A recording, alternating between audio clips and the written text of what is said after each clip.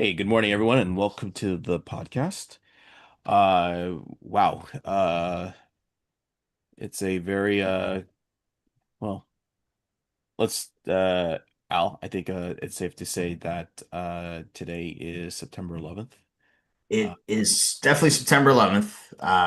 And it's kind of a somber day for lots of reasons. And unfortunately, in 2025, it's not only are we remembering the attack that happened 24 years ago on New York, um, and the subsequent, you know, other events that have occurred on this day, but now we're also the nation is dealing with the fallout of Charlie Kirk's murder yesterday. And so it's kind of a sombering 9/11 again. Unfortunately, we've repeated this cycle several times over the last 2 decades, and so unfortunately, we're here again.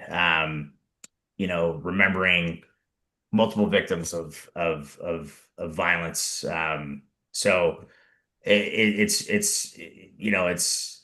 a tough day for a lot of people for a lot of different reasons, and now we have another reason for it to be a challenging day. But um, it's definitely a day of reflection for all of us, and I think from the events yesterday, we're all kind of trying to process and reflect on what this means. Um, and we do have our another guest on this week's podcast, good friend of mine, Scott Walker. And I'll let him introduce himself here in a minute. But we're going to go by kind of the play-by-play here of what occurred yesterday.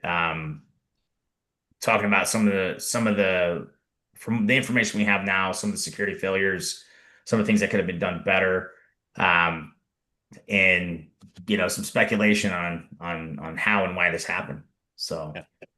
And I think it's safe to say that whether you were a fan of Charlie Kirk or not a fan of Charlie Kirk, um, political dissent and discourse is through conversation. It is never through violence. I think we should emphasize that very clearly. It is it is done through dialogue, not through violence. Absolutely, 100%. I think this. I mean, I hope this serves as a wake up call for everybody. Of the nation is founded on the notion of free speech, free thought. You know, the best idea wins, right? Essentially, where we present ideas, we debate them peacefully, we have discourse. You don't have to agree with everybody, you don't have to like everybody, but you do have to respect everybody and their rights. And unfortunately, we're at a place now where if you disagree with somebody's views, certain people feel that it's okay to use violence as a tool, to voice your disagreement, and silence the dissenting opinions. And that's 100% not what this country's about. It's not what it's founded on. When you consider 24 years ago, we were attacked as a nation collectively by a terrorist organization because of the values that we share.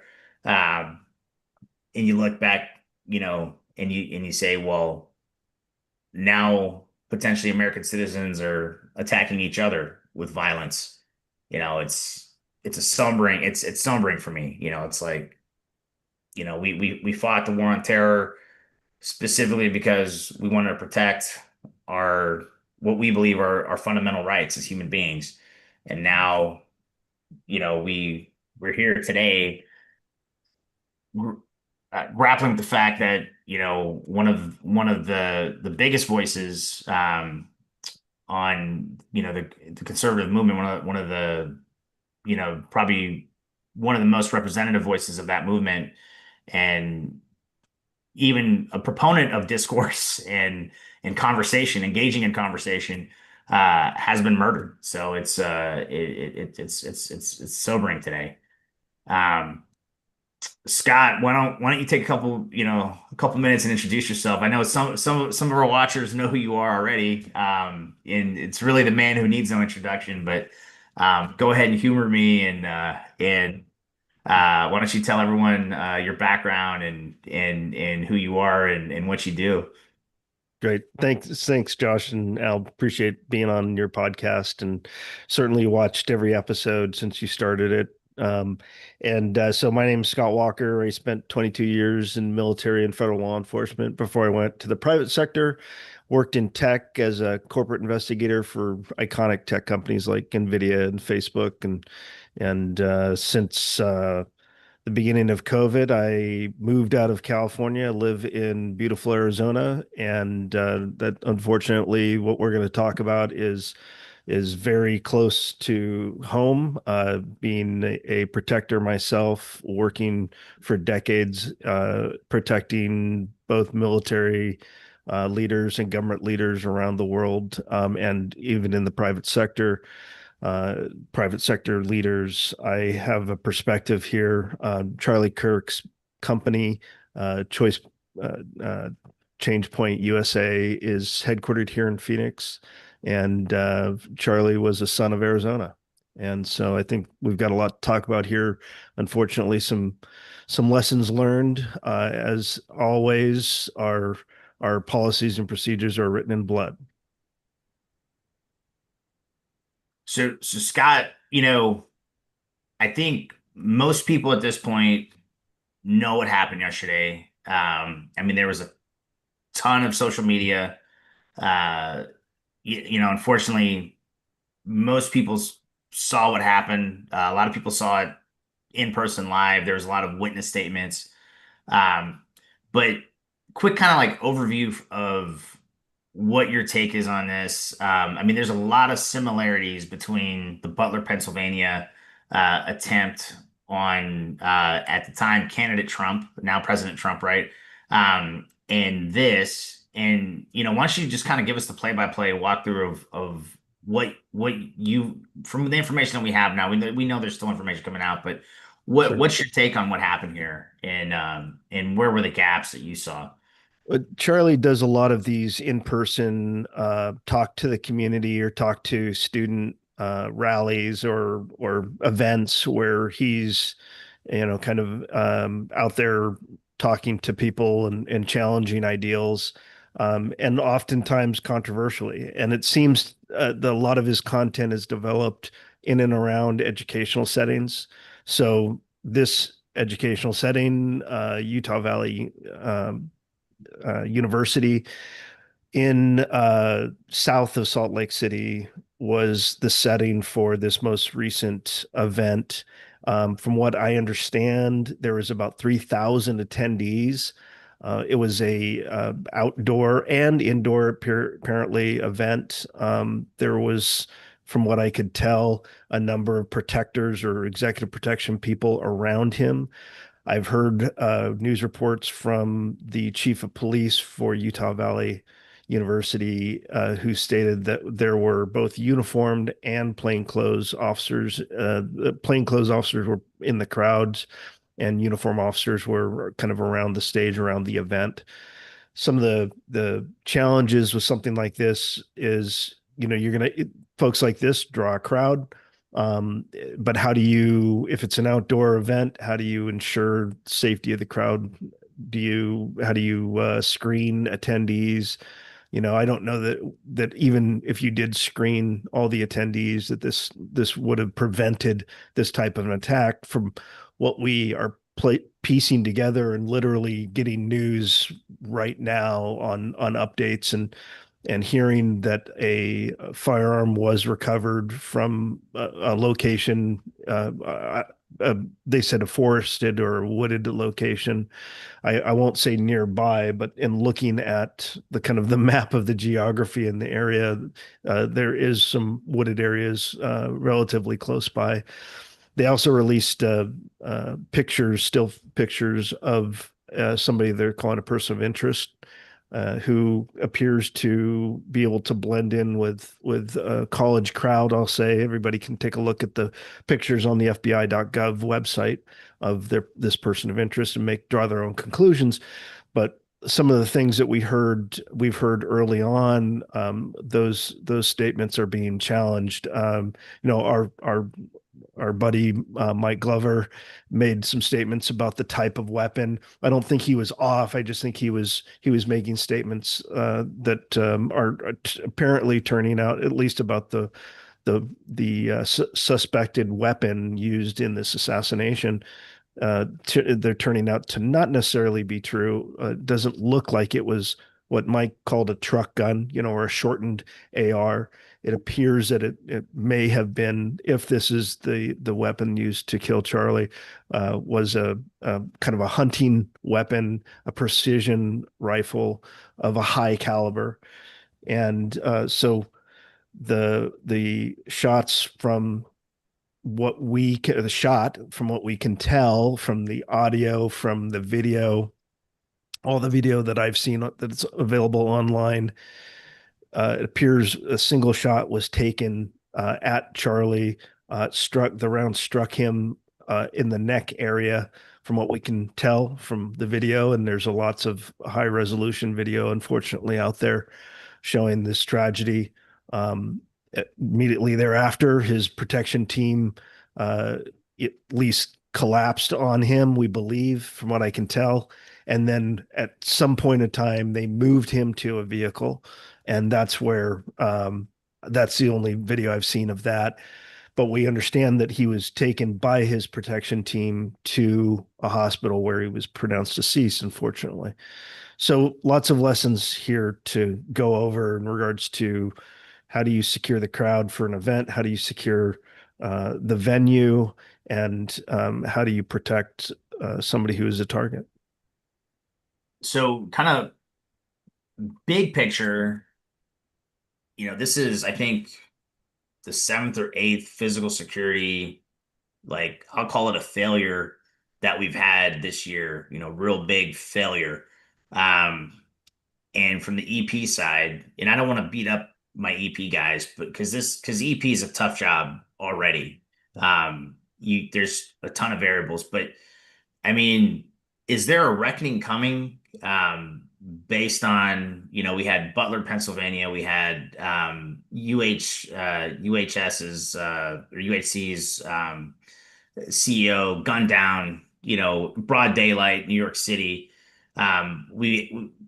Minnesota had multiple, assassinations of political figures. I mean, collectively as an industry, we have to look at this and say, this is unacceptable, that we cannot protect people who warrant protection. We can't go to these events and guarantee safety. I mean, I guess and this is a question that, I get from friends who aren't in the security industry. What is going on in the security industry? Why can we not stop these things? And, in multiple situations, these events, it doesn't take a trained security professional to see where the failure point was, right? And so there is I don't know if there's a reckoning coming or what it is that we have to do, but from a security perspective, 2025 and even part of 2024 do not bode well in our security history. So what's your take on this? Yeah. Where are the failure points here? Like you said, EP's hard. You don't, especially in the private sector, and I've worked it for the government, and it's a lot easier when you work for the gov, especially if you're working in conjunction with the Secret Service, which I have. And when the Secret Service shows up to do an advance on a venue, they have dozens of agents, and they cover every potential attack possibility. But obviously, their protectees warrant that. And it's really hard when you're in the private sector, because every type of protection should be based on what are the risks and the threats. And no longer can we say we didn't know. We didn't know that this was going to be a risk. We didn't know that that people are being politically violent, so on and so forth. But that really hasn't changed the training. It hasn't changed the mentality and the doctrine that you have to protect from all types of violence. And somebody who is at an elevated position on a rooftop across within 200 yards from what we can tell. Josh, right before you joined, and I were looking at the rooftops at the university, in fact.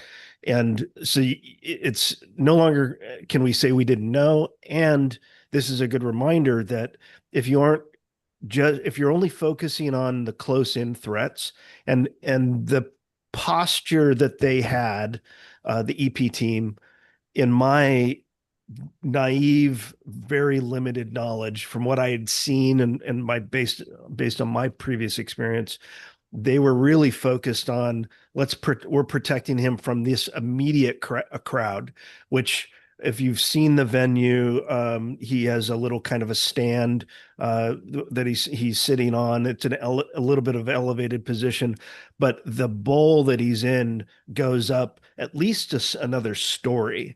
And that was filled with people. And then you had people standing on the railings of nearby buildings, and you kind of have a multi-tiered building structure around, and so lots and lots of people, but all funneling into right where Charlie's kind of stage was. The protectors that I saw around him, one was immediately behind him. That's just kind of a standard deployment. And then at least one was in front of him. There may have been more just from the limited video and pictures that I'd seen. So as far as a deployment, if you're protecting the close in threats, somebody throwing something, somebody taking some type of action, and I guarantee you, they knew Utah is a CCW state. It might be constitutional carry, in fact. Now, you might not be able to carry on university property, but if anybody can have a gun, you're probably thinking, okay, let's protect the close in people because somebody could be in the crowd with wanting to hurt Charlie with a firearm. It's tough to protect much outside of that when you're in the private sector. What we tend to do is talk to our law enforcement partners and say, hey, we'll get close protection, meaning we'll move him to and from the green room or an executive area where they can be before the event. We will transport to and from the venue, from the hotel or wherever he's staying. And then your law enforcement partners are more focused on what's kind of outside the crowd. And so this is what we saw in Butler, Pennsylvania with POTUS shooting.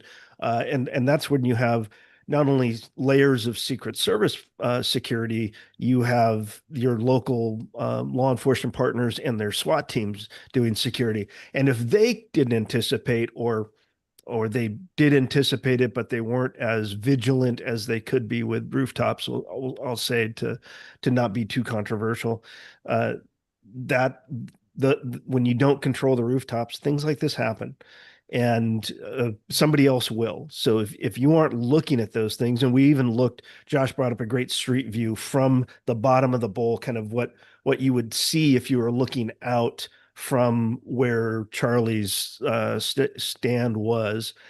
And if you can imagine, at least 1,000 people in that bowl, maybe. And I don't know that you could even see the rooftops. So from a protector standpoint, it becomes really difficult to manage those close in threats. I'm watching everybody's hands in the crowds. I'm watching their eye lines. I'm watching for literally every type of attack that could come at Charlie, from somebody throwing a water bottle to eggs to rushing the stage. Those kinds of things are probably what they anticipated, because that's probably what they've had in the past. That when we look at how do we protect somebody, you got to look at what the risks and the threats are. And if the immediate threats and risks are related to somebody's said, I'm going to argue with Charlie, and then I'm going to get mad and I'm going to storm the stage or try to protest with a sign and support Gaza or whatever kind of things that they've had in the past.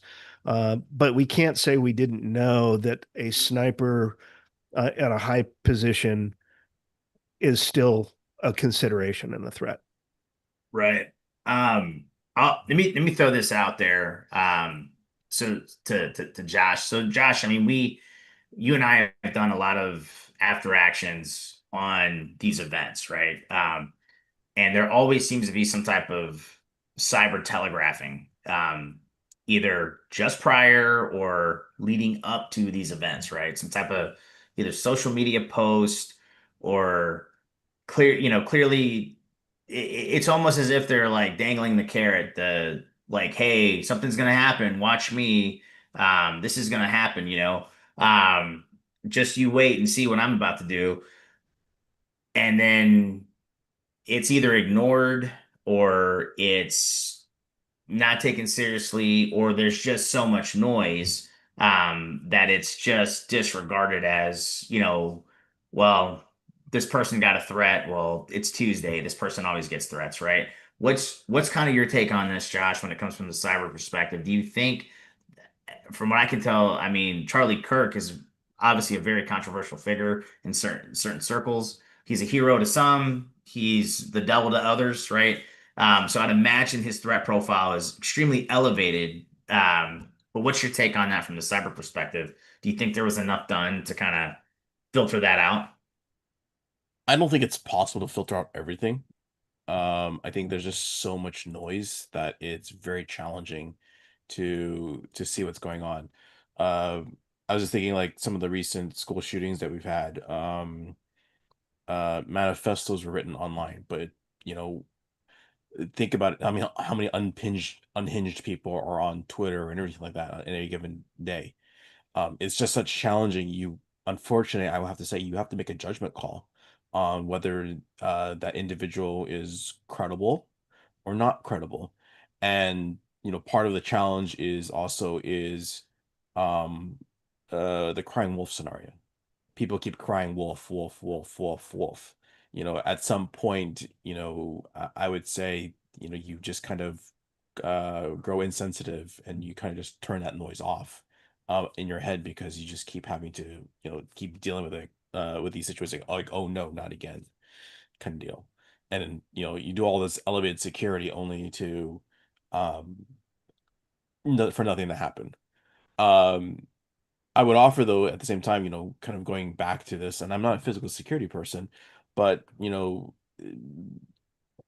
there were parts of me that was kind of going, in a profile event of like, 2, 3 thousand people and open in a debate, I was just a little surprised something as simple as, uh uh is a gun shield or whatever what those are called, like, something like that wasn't employed. And I know those are there. I've seen it all the time um when POTUS is speaking, and I could, clearly see it in a public space. So I was like, you know, something as simple as that could have probably been a interesting deterrent, and add a degree of complexity to this. And, I was like, I was I, interesting.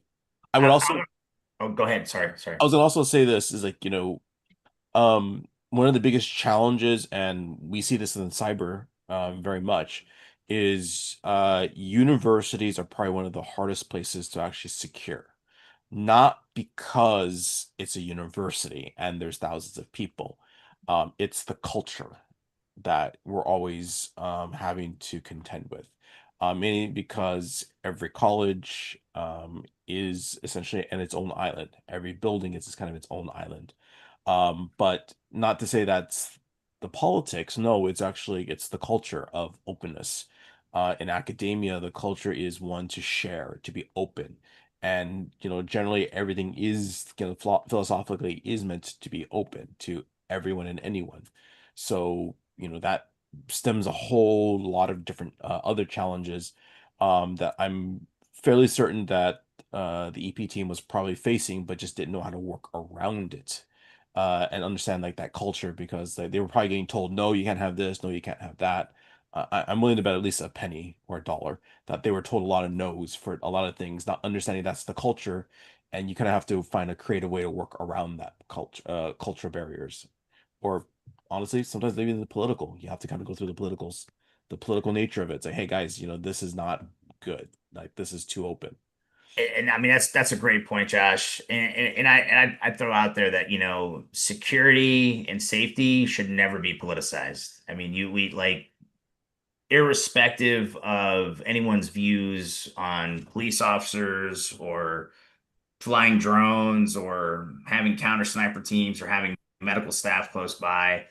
I I'm a big proponent of that's a space where we leave politics at home at that point, right? We need to ensure, and even in the cyber realm for that matter as well, like politics should not play into our decisions when it comes to safety, security, whether it's physical or cyber. We never want to be in the position of, well, I don't know if this, even though it's going to make us safer, I don't know if it aligns with, where I fall out on the political spectrum, right? And I say that from both sides, right?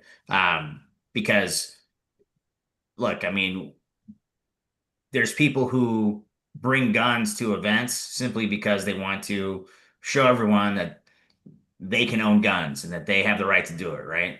Um, you know, do I want to restrict your rights? No, but do I also understand that like that could be a recipe for disaster at a public event? Absolutely. I acknowledge that as a security professional.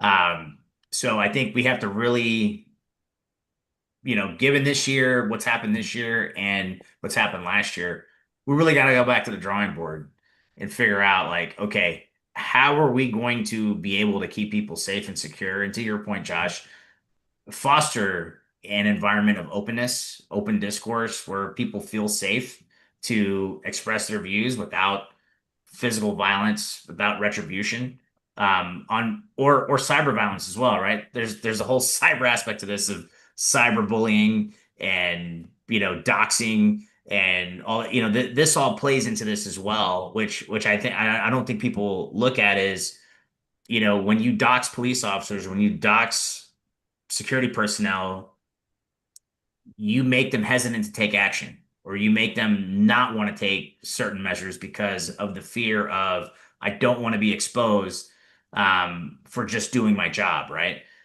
So that this all, the left hand feeds the right hand on this, and I'm speculating here. I don't know if any of that was a threat in this situation specifically, but I can tell you from the conversations I've had with law enforcement agencies, with security personnel, with institutions is that this is a problem and it a lot of the times it is politically motivated, whether left or right. And it is something that, unfortunately makes us all less safe and less, despite your political views, when you engage in this kind of behavior, you're actually making us less safe and you're making it harder to actually practice your constitutional rights, which is ironic when you think about it. But I'll put this one out there as well. I mean, rooftops, big issue that, we've seen even the Secret Service had a hard time securing this in Butler. Clearly, it was an issue at this event yesterday.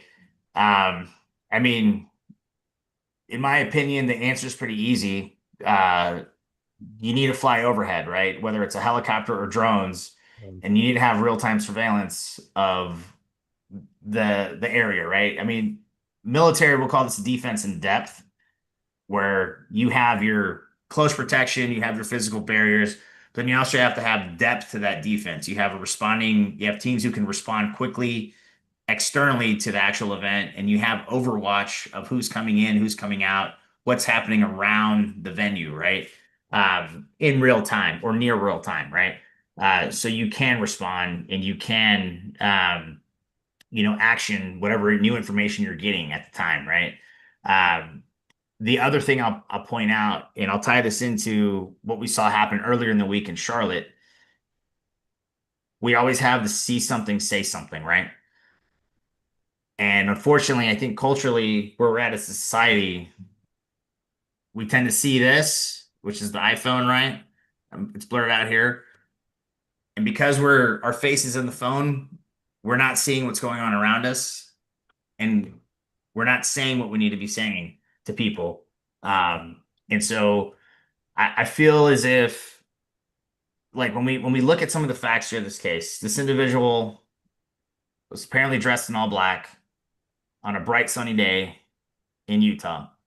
They were able to carry a hunting rifle, likely suppressed, 4 or 5 stories up to a rooftop. And how many people interacted with this person throughout the day from when they left their home to getting on campus to getting into the building to getting on the rooftop. And nobody thought anything was odd or out of place about likely carrying a gun case or some type of, concealment device with a long rifle. Um, you know, the I think the broader argument here that I'm making is that we are all collectively responsible for our security, not just the security guys, not just the law enforcement. We all collectively have to be vigilant and say things, right? Um, Same with Butler. This individual carried an AR-15 in broad daylight through crowds, went up a rooftop, sat in a shooting position, and then engaged. I mean, we have to be more vigilant as a society, given what has occurred, because that math to me doesn't make any sense. Well, and you bring up the DHS decision, or they're saying see something, say something, right? And they coined that back in just after 9/11. But I think we've evolved it, or we should evolve it to say see what, say what. And to your point, we're doing a really bad job at educating the public on what to do and what to see, and then who to tell it to, right? If you saw something that you felt needed to be reported to police, do you just call 911? Sure, if it's an emergency, call 911. But if it's just informational, is there another way to report it? And I think our law enforcement partners are stretched really thin, and they don't have the capacity to handle a lot of the, hey, this is weird. I don't know if it's a crime in progress, but here's some information. In Arizona, and I know in California where y'all are at, this is something that is a big focus called the Real Time Crime Center. In the private sector, we'd call it a GSOC, a Global Security Operations Center. Well, the Real Time Crime Centers are supposed to be fielding this type of information that could be suspicious.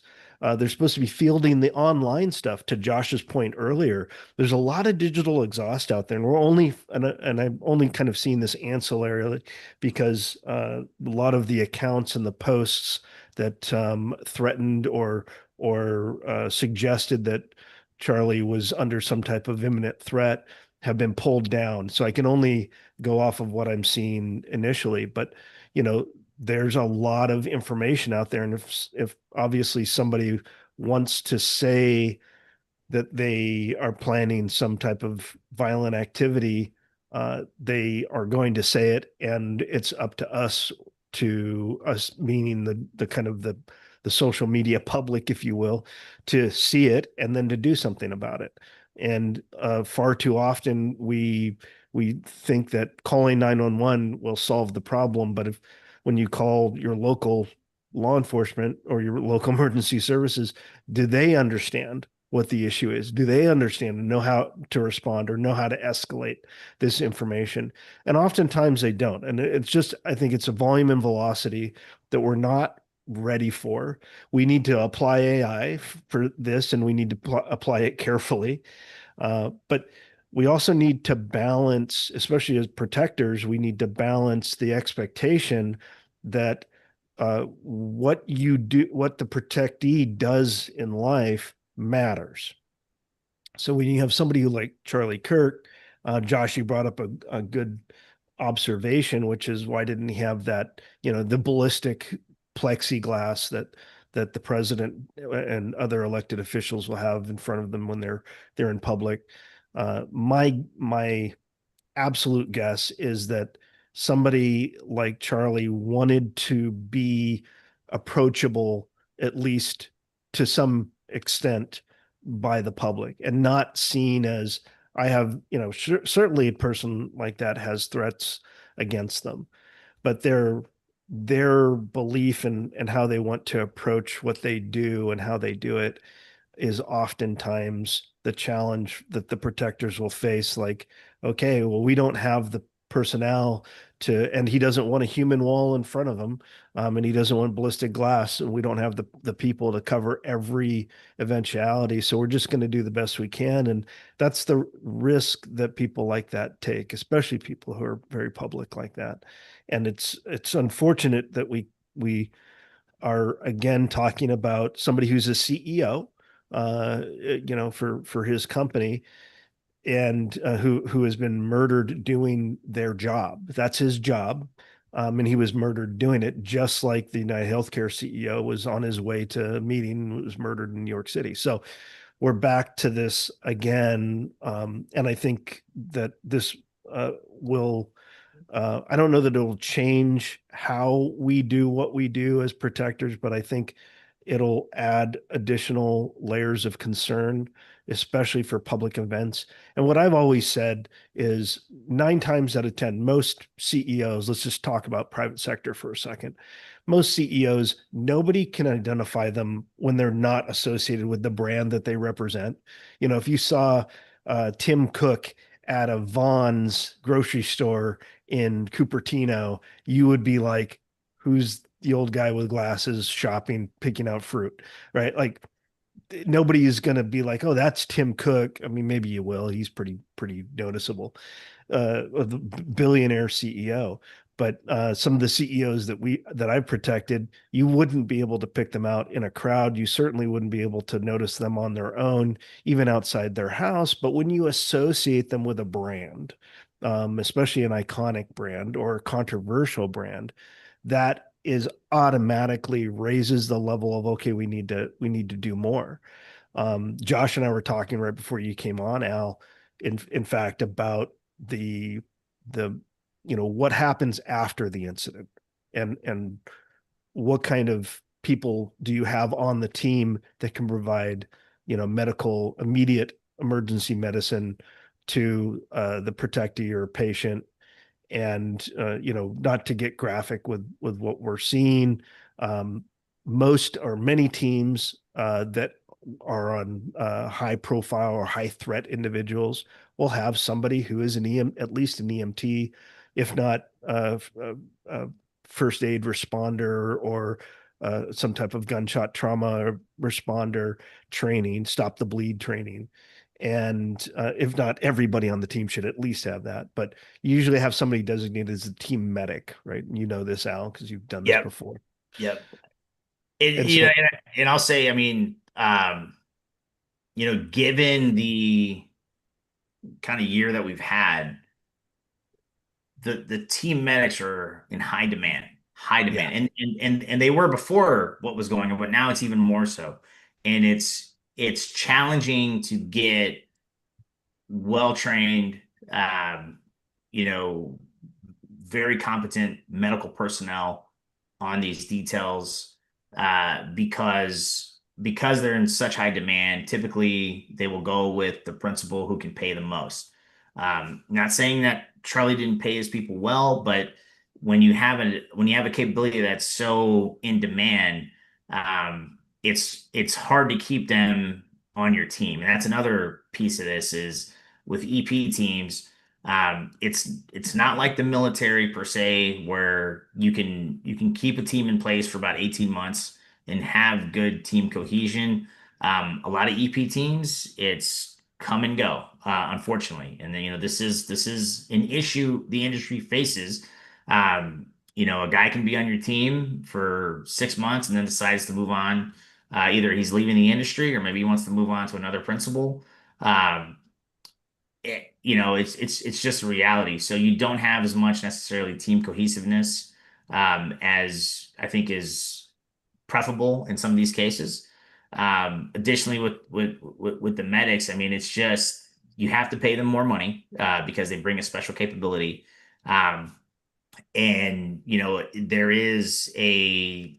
is also a right of refusal by the principal, that they have at all times, of they can refuse medical care or they can refuse to bring the medic because they don't feel the need that they need it, and that is also an issue, right? And it's not a problem that we're going to solve on this call or on this podcast at all, but it is just a dynamic that you have to contend with when you're dealing with EP teams. Yeah, Um, and I think we're seeing, to your point, we're seeing a need. Everybody wants one, right? And everybody, oh, we need this. My feeling is we should have more highly trained EP professionals that can provide. Now, I don't know that that would have helped in this situation, by the way. It looked quite from the video that I've seen and we've talked about, looked quite fatal.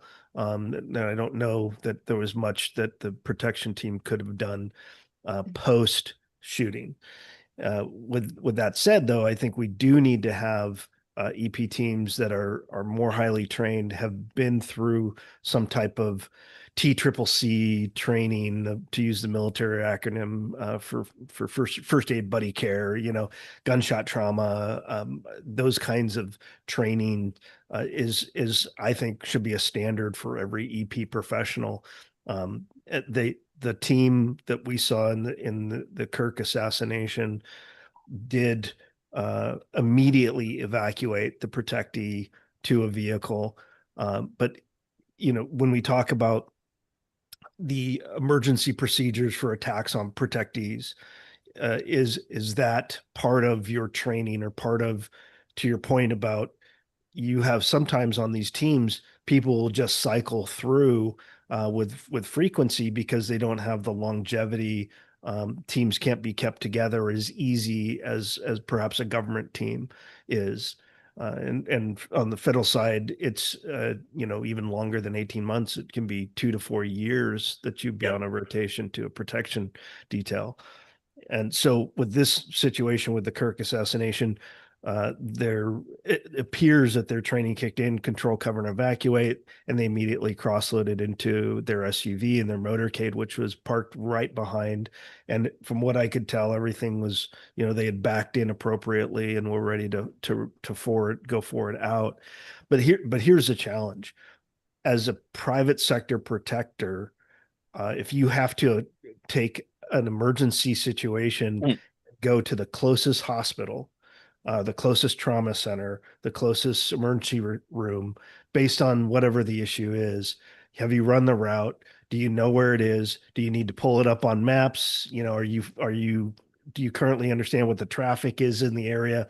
Are you willing to take the risk and drive at over the speed limit, running red lights and doing all the things that as federal agents, we'd just turn on the lights and sirens and go. Yeah. But in the private sector, you don't have that. I think it's a consideration. And I'm not being critical of the team at all, but I think it's something that we need to talk about more. Are we talking with our law enforcement partners? If a medical happens, we are going to transport. And I thought that was interesting in this. You rarely see private sector teams transporting. And that's what we've been told anyways. But did they have a police escort? Did they wait for the fire department to clear the way? I mean, I don't need to say it, but I will. Obviously, you could cause more harm if you are running red lights in a black SUV with no lights and sirens. That's obvious. Is it necessary? Probably. If it were me, I don't know that I would care about the traffic laws. I would just be trying to get my protectee the best help I can get them. And I know my protectee best, hopefully. I know what their medical needs are. I know their blood type. I know if they have any allergies. I know if they're allergic to penicillin or to pain medication. Hopefully, all these things. So it's better care if you take your protectee to the hospital. But there is a risk there. Driving at a high rate of speed, no lights and sirens, no escort. It could be dangerous. And I just think that we need to weigh these things as protectors and know that not only do you have to the training, you have to drill these things and know what everybody is going to do. Somebody's got to be with the motorcade, or somebody's got to move to the motorcade first, perhaps, to get the vehicle unsecured, because you're not going to leave it unlocked just sitting out there unprotected, right? Because Right. it could also be tampered with, let's just say, so yeah, how do you do those things? And when you start adding in all these parts and pieces, the protection posture becomes much more complex, because it's not just a protector and a protectee. Now it's vehicles. Now it's a hotel room. It's the venue itself, and then more and more and more things get added on because you're trying to protect from every eventuality, and it just becomes very almost untenable. That's why you have to rely on your law enforcement partners, but don't assume. The most important thing here is don't assume that your law enforcement partners know what they're doing. And I'm not going to belittle the law enforcement response from the University Police Department. I'm sure they're capable, they're certified, they did everything in their knowledge and their power to do. But we still had a situation where somebody, to your point, Al, earlier, somebody infilled into the area, set up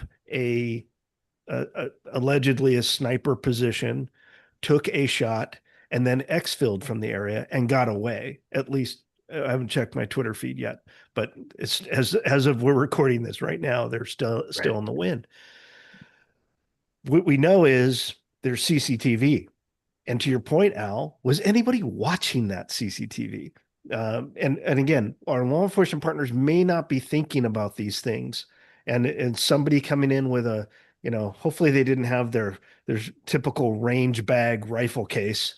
That's, as long as a rifle, hopefully they use some type of tradecraft to get it in there. Because to your point, if somebody saw that and they're like, hey, there's a big event tomorrow or today, why is somebody carrying what appears to be a rifle case? Now, could they be carrying a guitar case or a violin case, or something that masks that weapon? Yeah, of course, absolutely. But somebody still had to set it up, and somebody still had to take the shot. Now, there is video that I've seen of somebody on a roof. I've seen two videos, one which depicts somebody running away on a roof, and one which depicts what appears to be somebody proned out on a roof. But who did they tell? And if you were to call 911 or you're to call the university police, do you have the resources to investigate that and to mitigate that? Communications huge, right? What we're fairly certain is the protectors on the ground, the private sector team probably had all in-ear comms, but they don't have comms with the police department, right? They're there for a couple of hours. They're not going to be like, here's our radio, give me one of your radios. They're not going to try and get the radios synced up. That's not going to happen. More than likely, they're like, hey, if I need you, I know I can call you on your cell phone, or I text you, or I can come grab you because I know where you are, and then we'll figure out what we need to do. What this is demonstrating, we can talk about snipers and rooftops all we want, but if we don't have the ability to share information, and the police department, who may have seen on CCTV and dispatch, may have seen something suspicious, did they have the ability to tell the EP team, the protectors?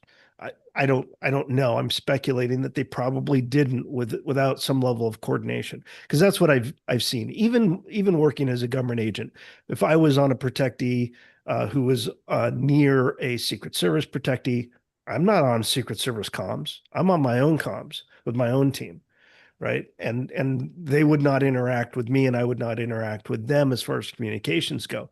And that was always our biggest concern, that our admiral or our general would be at some event and something would pop off, but they're not the target, and they get hit by somebody taking action against a Secret Service protectee. That was always our biggest concern, because nobody necessarily could care less about a general or an admiral. We did, and the continuity of government did, and the branch of service did. But for the most part, the general public doesn't know who these people are. Terrorists do, bad actors do, other military adversarial militaries do. But we were always concerned with, if they're near somebody who does have a higher threat level, could they be injured or worse, based on just being in the same the same area on stage when something goes down. So communication is important, but it's going to be a continuous problem. And to Josh's point earlier about online information, I've had a couple of different situations where threats were made online. And when we brought this up to protectees, they were kind of oblivious to it. Like, okay, well, but you don't know who they are, and they haven't shown up here, right? And so that they're the way they weigh risk is way different than we weigh threats and risk. So, and if you don't have real time tracking of these things, which you should, because we saw with some recent school shootings, is the the the bad actor will make a statement maybe an hour or minutes before they launch their attack. That's a problem, right? Because we aren't watching necessarily in Yeah. real time what's going on. Yeah, I And mean and also to that point out is too, there was a Evergreen High School in Denver actually had a Yeah, actor. that yesterday. Yeah, Yeah. at the same time, the what was going on in Utah University, or sorry, Utah Valley University. Right. Yeah, I mean that coordination, that synchronization, and then being able to respond to that, right? That's always, that's always a gap that's challenging, right? I mean, we get real time, whether it's cyber or physical threat alerts, then how can we respond, especially if we're tapping, on the physical side, if we're tapping assets to go do something else, then who can respond, right? And I think this year in general, we can go through every case that's occurred, whether it's school shooting, political assassination, corporate assassination, and we could probably publish a book, volumes of lessons learned, on why that real time synchronization is essential to be proactive and get people out of the way. I know we are running up on time. So let me just throw this out there. Scott, final thoughts, like top three. Before we close up, I actually want to point out something, and I don't know Okay. if it's accurate, by the way, but to your point, Scott, why didn't people see or something or say something and everything? I'm gonna say qualified because it's not factual yet. Um, but I want to say that the alleged building that in which we think that the attack originated from, also happens to be the Veteran Success Center on campus too as well. So there might be a little bit desensitization because they may be used to having seeing military, in uniform or always carrying weapons or something like that. It may be just the case that, that might be the just the desensitization to what was Yeah. going And potentially. that is an issue too, right?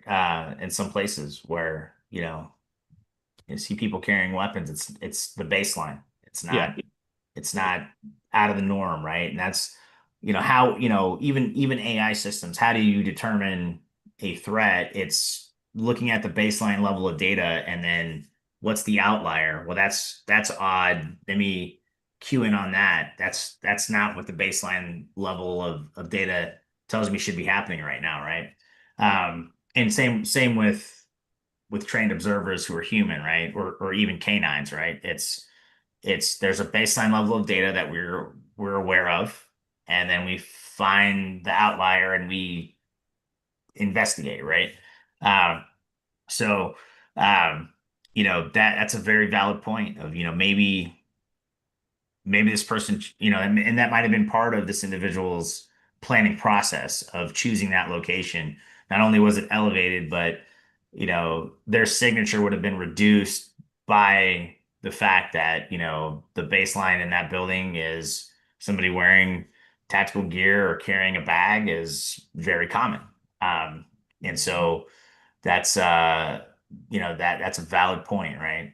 It kind of leads to some speculation on the shooter's, you know, level of training and professionalism, the site selection, the weapon choice, where they took the shot from, and we'll get into that probably in another episode. We have more facts on that, but um, it's all very relevant when it comes to, like, how do these things happen? How is this possible in 2025 that these events occur? And we have to look at all these factors and weigh them in when it comes to consideration. Um, yeah, great talk, guys. Great talk. Scott, I'll throw it to you, man. Final thoughts and takeaways from the information we know. I know it's still fresh. Yeah, my takeaway and to look to the future is this is the new norm. We know that this happened in things like this were happening quite frequently in the 60s and 70s, and we're seeing kind of a resurgence of political violence.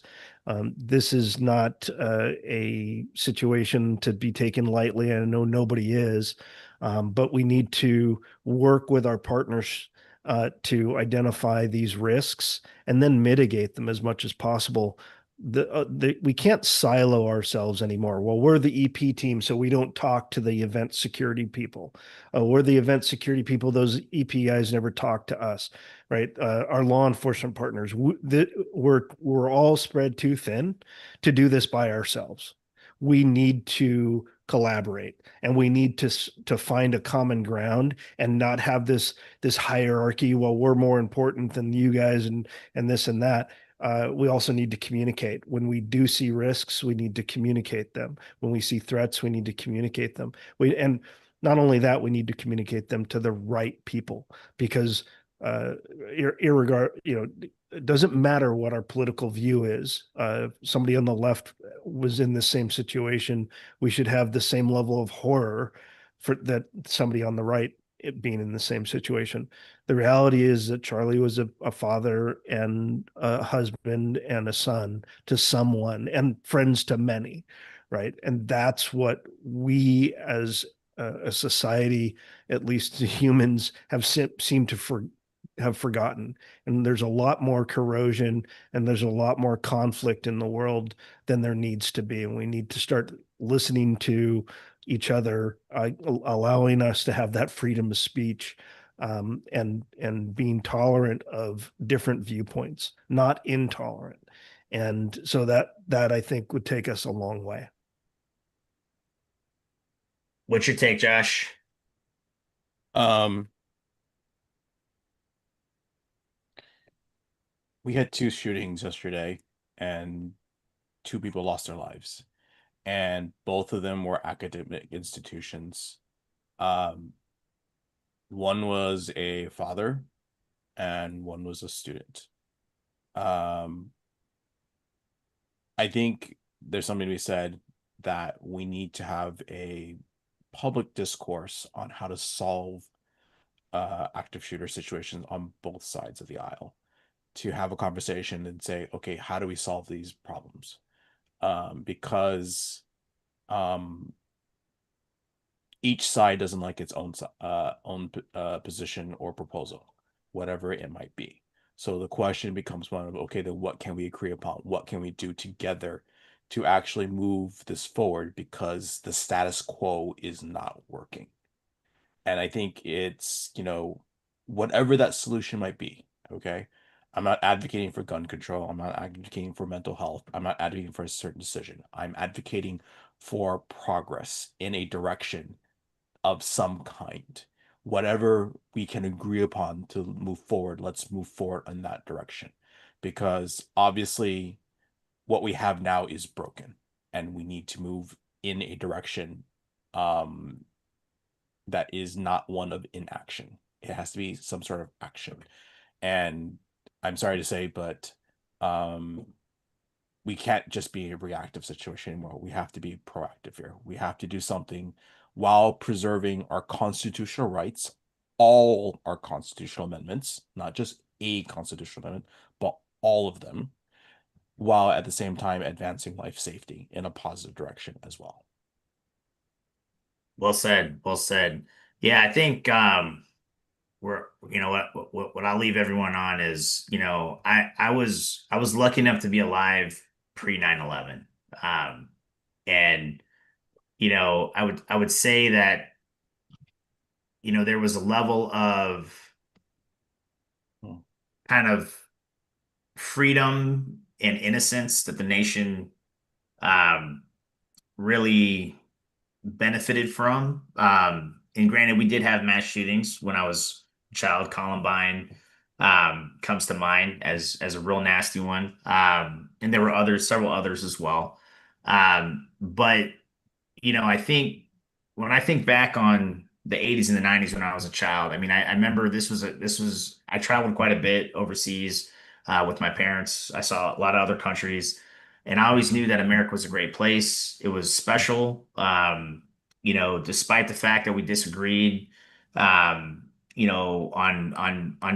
real big issues, we were able to um, sit at a table and have a discussion, a civil discussion.